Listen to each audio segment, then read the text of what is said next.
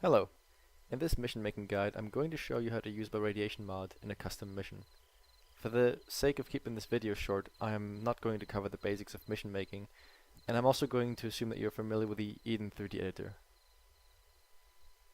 The key feature of this mod are so-called radiation nodes. These are entities which, when the mission starts, will become invisible and will emit radiation within their area of effect. To find them, simply look up radiation in the props, and then find this entity. Put it down where you want to put radiation down. Then go in the attributes and find these settings here. With these settings you can customize the node and define how far the radiation effect carries out and how strong the node is. Now before I go into the details of how these settings affect the node and what they do, the first thing I would like to show you is that the radiation nodes actually show on the map, which means if you want to visualize the radiation effect, you can just look on the map and you will see a red circle that visualizes the outside radius. There's also visualization for the inside radius, which is this inner red circle. Now with this in mind, let's look at these settings here. The outside radius is, like I said, the maximum distance at which radiation will be emitted from this node. Anything that is outside this radius will not receive any radiation from this node. The inside radius determines an area in which the radioactivity reaches 100%. That means that the radiation from this node will be exactly 100% of this value here, so currently 10 an hour, in this entire red area here. And between these two areas, between these two circles, there's going to be a gradient in which the radiation falls off based on the distance.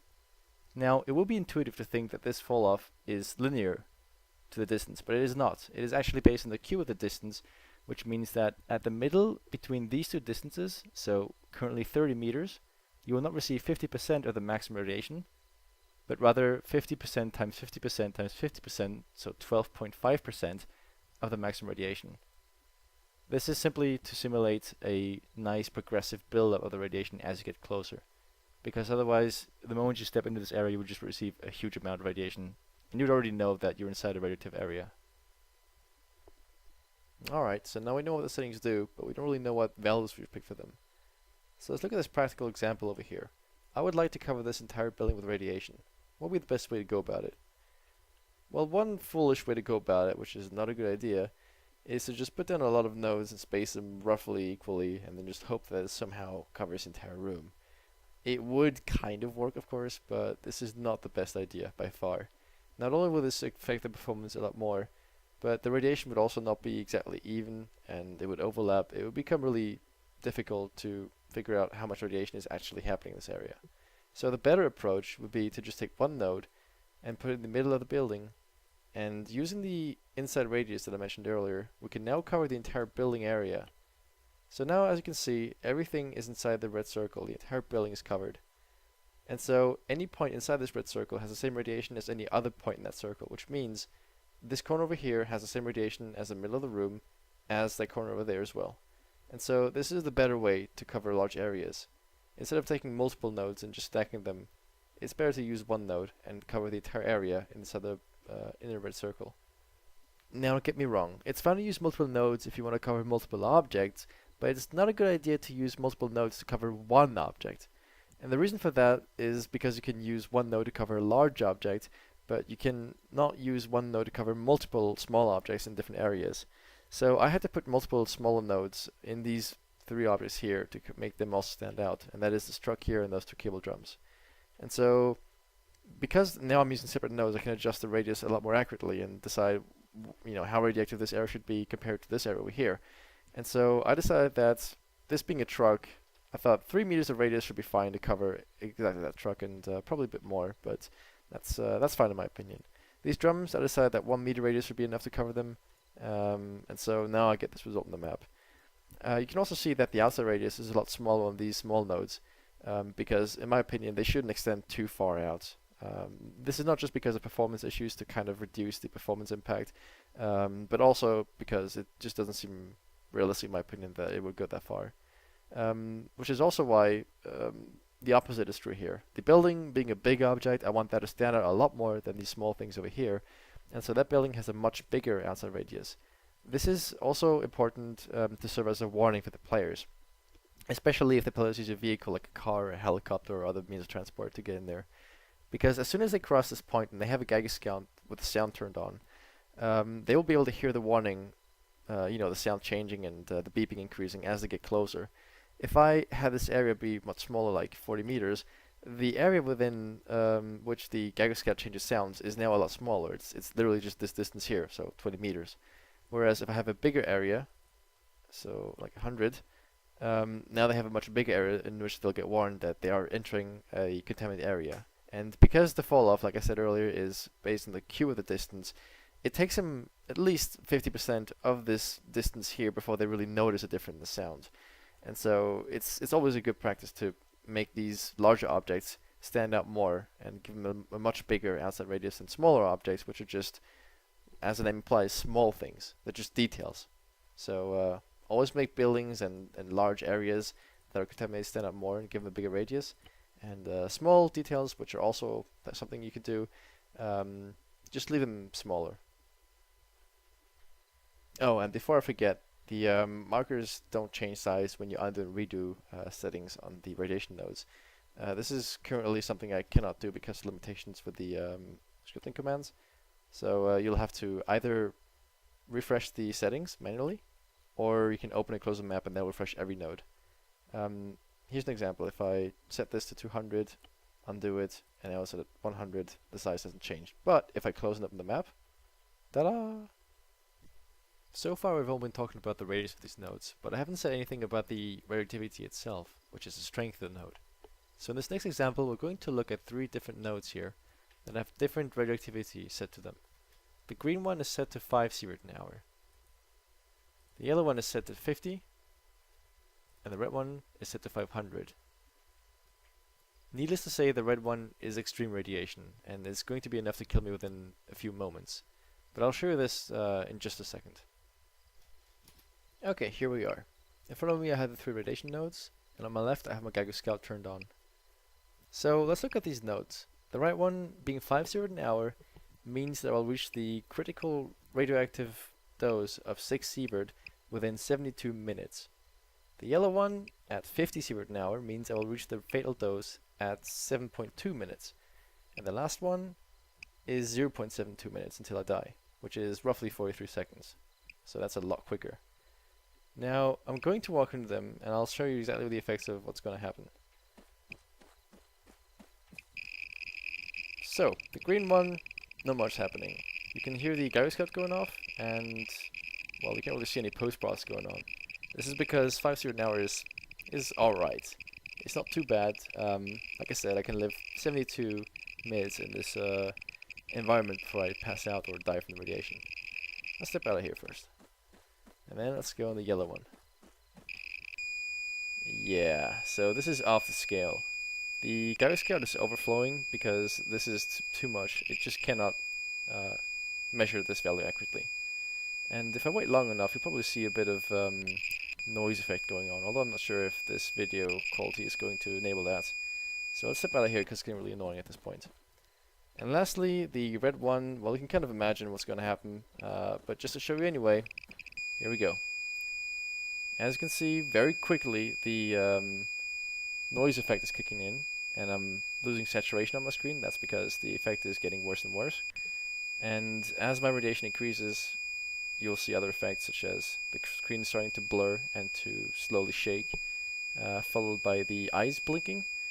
And beyond that point, it gets worse, and you'll have effects like bleeding and pain, and even unconsciousness kicking in, until eventually you reach the fatal dose of 6 sievert, at which point you will be pretty much blind anyway, and then you just die.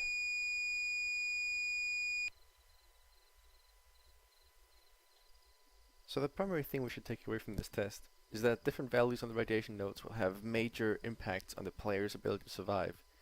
This also means that you get to choose as the mission maker which areas the players can go to and which ones they cannot go to. You can also choose how long players can survive in certain areas based on these values. In fact, if you know how long a player is meant to be able to survive in a certain area, but you don't know how much radiation you should give the node to make it work that way, there's a simple formula you can use. 360 divided by the amount of time in minutes that the player should live in this area will give you the radiation in sievert/hour that you need to enter into the radiation node. As an example, If I have a node and I want the player to survive inside this node for 15 minutes, I will have to do 360 divided by 15 and I get 24 sievert per hour.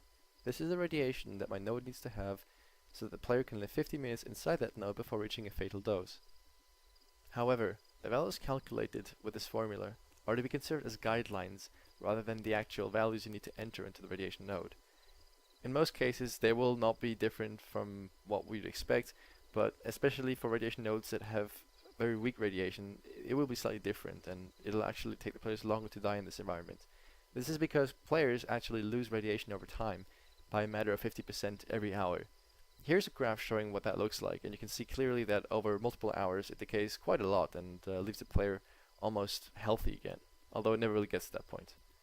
The reason for this is because on long missions where the players have accumulated a high radiation dose and they have run out of potassium iodide pills, which are the pills used to cure radiation poisoning, they will not be able to heal themselves anymore, and so the post-process effects will pretty much render them blind and unable to play. And so to compensate for that, my gameplay balancing aspect of reducing it by 50% every hour should somewhat help them get back on track and get back in the fight. As you're working on your mission, you may encounter this problem where eventually you don't see exactly how radioactive the area is anymore, and it's becoming more and more difficult to estimate how dangerous certain spots in the map are. In this example, I have 5 different nodes, and you can see by the circles that it's getting real difficult to tell which area is the most infected by it, or just in general how badly radiated this area is. To help you with this, there is a function you can use from the debug console. So bringing up the debug console and pressing Ctrl G, and you'll see this line of code that I already have in here. You can find this by going to the functions, config file, creative, and then debug underscore make radiation map. This is that function. Here's an example of how it works, and the rest of it is pretty much just an explanation of what it does, what the numbers mean. I'll go with them in a moment, but first I want to show you what this function does just in general. You'll probably understand what it does right away. Here we go. So there you have it. This is a map of the radiation in this particular area. In fact, it does map the entire map, but since I don't have any other radiation nodes on the entire map, this is the only place that has markers now. So the colors. The green color indicates that there's practically no radiation in the area. This is the lowest radiation, so within the first 10% of the maximum value. Red is the maximum value that you gave the function to draw, which means this is, in my case, since I set it to 100, this is 100 sievert per hour or more. Anything beyond that is also red. So that means the second value is the maximum radiation that this is going to draw you. This can be useful if you have some nodes that go up to, let's say, 500 sievert per hour. But if you also have some nodes that only go to, let's say, 5 or 10, you can precisely draw the radiation emitted by these nodes if you set these values correctly. The first value is the resolution of the map. Currently it's set to 5. That means each square is 5 by 5 meters. So the lower the number, the higher the accuracy of the map, but also the more time it will take to compute and the more of an impact on performance it'll have. Because these markers, they are being drawn on the map, so they're not a big problem, but the more you add, the laggier it gets. It's that simple. So this is not something you want to use in the end mission, but it is something you can use in the editor and also in the preview from the editor itself. So think of it as a debug tool. As you can see, it is taking a lot longer to render these markers now that I set it to 3 meters. But it's a really useful tool, and you can precisely see which parts are the most radioactive in the map right now. To get rid of the markers, simply replace all of these arguments with just the word true. So that's bracket, true, bracket, nothing else. If you run this code, it'll delete all the markers and it'll be gone. And you can just continue working without having these markers blow up your screen and lagging computer. This also works from the scenario, like I said before. I'm not going to show it because it's the same thing, but you get the idea. It's used for testing in game as well. Finally, one thing to note is that the background radiation is currently constant on every map and cannot be changed. It is currently set to 0.4 millisievert per hour. I plan to add a module for the future, which will allow you to define the background radiation on a per mission basis, but until then, the only workaround you have is to have a radiation node with both the inside and the outside radius set to 1 kilometer, and then you can set the radioactivity of that node to be whatever value you want. Of course, this is restricted to the size of one node, which is 1 kilometer radius maximum. But like I said, it's only a workaround, and in the future there will be a better method for that. So bear with me. This concludes my video. If you still have any more questions, just let me know in the comments, and I'll look into it. See you next time.